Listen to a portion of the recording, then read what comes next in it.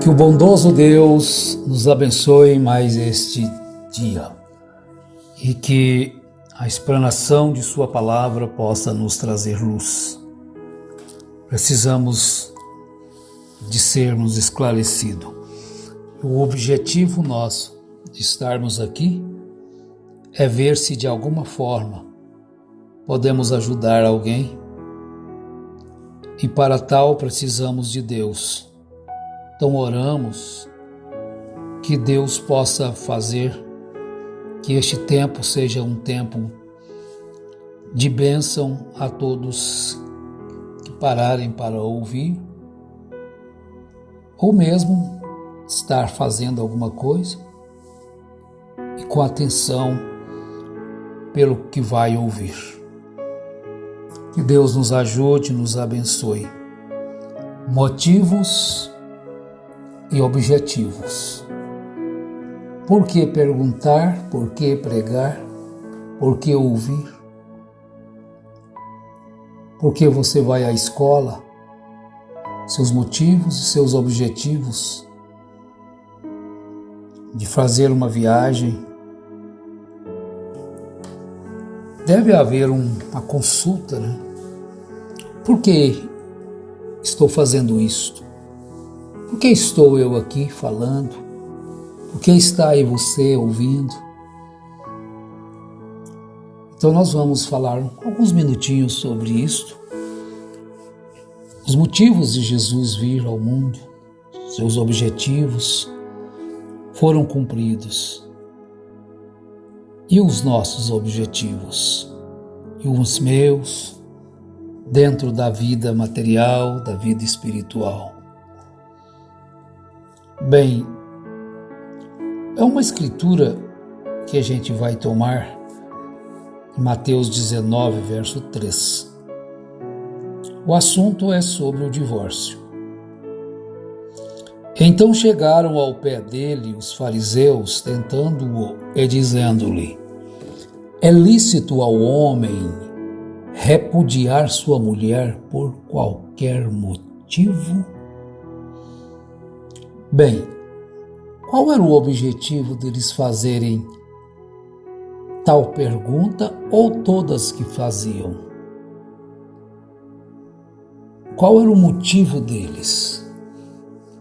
Era ver se conseguia colocar Jesus contra a palavra.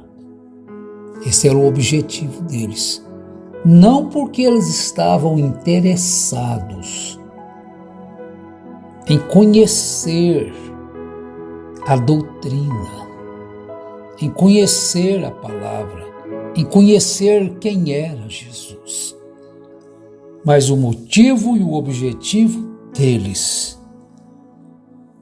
era sempre fazer um laço para ver se Jesus deslizava. E eles teriam então motivo para acusá-lo. Então vejam que eles faziam perguntas referentes à lei. E Jesus estava ali na terra, exatamente para cumprir e magnificar a lei, toda ela. Então eles fizeram essa pergunta para Jesus: é lícito ou não é lícito? Veja que Jesus, a sabedoria, para Jesus era a sabedoria. As pessoas pensam que são mais sábias do que Deus. Tem hora que eles acham. Nós estamos vivendo um tempo que tem tantas pessoas aí pregando o Evangelho, trazendo coisas novas, que eles acham que sabem mais do que Deus. Eles se acham superiores à Bíblia Sagrada.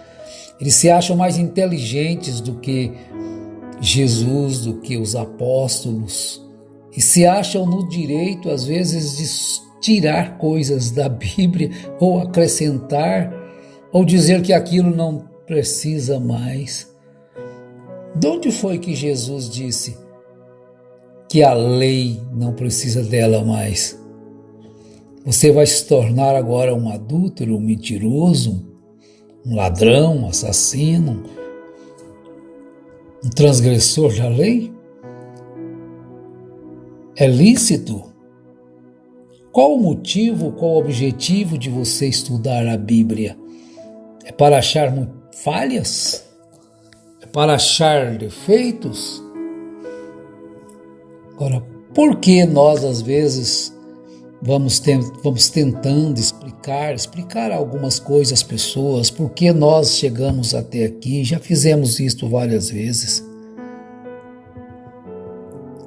E os nossos passos que foram dados desde a infância, desde que éramos ainda crianças bem novas, já estar no ministério, aos 9 anos já era pregador, e depois nós fugimos disso como tentamos fugir. Eu só posso crer numa forma, como a Bíblia diz, Hebreus 8, 28, sabemos que todas as coisas contribuem para o bem daqueles que amam a Deus, daqueles que são chamados pelo seu decreto. Então vejam que as perguntas que eles dirigiam a Jesus tinha um objetivo: levar Jesus a entrar em contradição com as Escrituras. E o motivo era ter alguma coisa com que acusar Jesus e levando-o assim a estar em contradição com a lei e ser condenado. Agora, Jesus em João capítulo 15, no verso 22, ele disse assim: se eu não viera, nem lhes houvera falado, não teriam pecado. Mas agora não tem desculpa do seu pecado. Aquele que me aborrece, aborrece também a meu Pai. Vejam que cada pergunta que eles faziam para Jesus, eles ficavam sem saída. Se nós observarmos a resposta de Jesus, onde nós lemos em Mateus 19, Jesus traz as Escrituras que aqui estão vivas. E no final, Jesus diz assim: no princípio não foi assim. É certo que Moisés, pela dureza dos vossos corações, permitiu o divórcio, permitiu repudiar vossas mulheres, mas ao princípio não foi assim. Eles perguntaram, fizeram uma outra pergunta para Jesus: por que então Moisés mandou dar-lhes carta de divórcio e repudiá-lo? Mas no princípio não foi assim. Então Jesus os respondia de acordo com as Escrituras. E a nossa base, a nossa esperança, a nossa segurança, a nossa firmeza é falar de acordo com as Escrituras.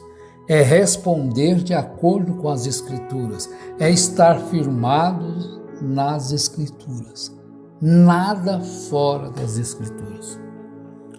Porque se você conhece as Escrituras e as torce, você torce para a sua própria condenação. Então Jesus, ao ver que eles ouviam, faziam perguntas, e Jesus falava com eles a verdade, mas mesmo assim eles repudiavam a verdade. Se eu não viera, neles houvera falado, não teriam pecado, mas agora não tem desculpa do seu pecado. Quando você fica sabendo que uma coisa é errada e você continua no erro, você já não tem mais desculpa. Se você faz um falso julgamento sem procurar se inteirar se aquilo é verdade ou não, você se torna inexcusável, porque você tem tudo hoje para saber se aquilo é verdade ou não. Você permanece no erro porque você quer ficar no erro. Porque você tem meios, porque Deus tem provido meios de que todos os homens conheçam a verdade, portanto, são todos inexcusáveis diante de Deus. Por serem falsas testemunhas da Bíblia. Em Romanos capítulo 1, no verso 30, Paulo mostra o retrato das pessoas que, mesmo conhecendo a verdade, ignoram-na e preferem ficar. Por quê? Qual o motivo? Qual é o objetivo de virar as costas para a palavra? É popularidade? É fama? É dinheiro? É pecado? São mulheres? Não querem virar as costas para o mundo? Esse é o motivo de ficarem torcendo as Escrituras?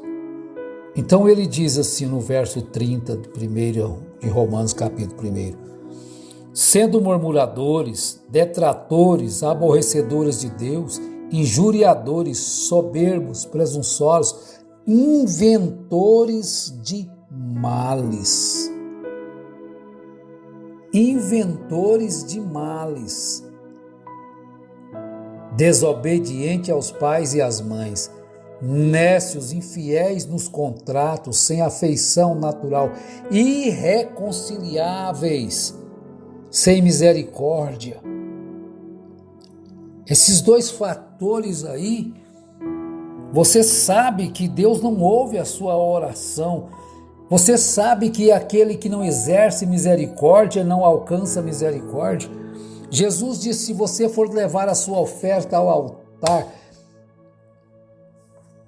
e está magoado com alguém, está triste com alguém, está com rancor de alguém, reconcilia-se primeiro. Vá, reconcilia primeiro, depois traz a sua oferta. Mas as pessoas fazem perguntas, mas não é para obedecer, é para ver se está contrário aos seus pensamentos, contrário às Escrituras. Por isso, pregadores e meus irmãos, não fujam das palavras da Bíblia de Deus, porque ela é que nos dá segurança. Jesus ficava sempre com a palavra, porque ela lhe dava segurança. Disse a João no seu batismo: deixa por agora, porque nos convém cumprir toda a justiça.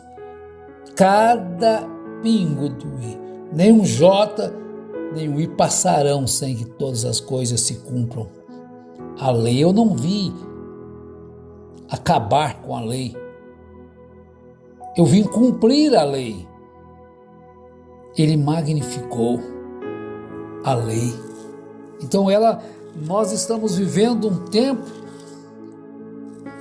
em que nós devemos ter cuidado com aquilo que nós perguntamos também. Porque aquilo pode, como dizer, colocar-nos numa responsabilidade.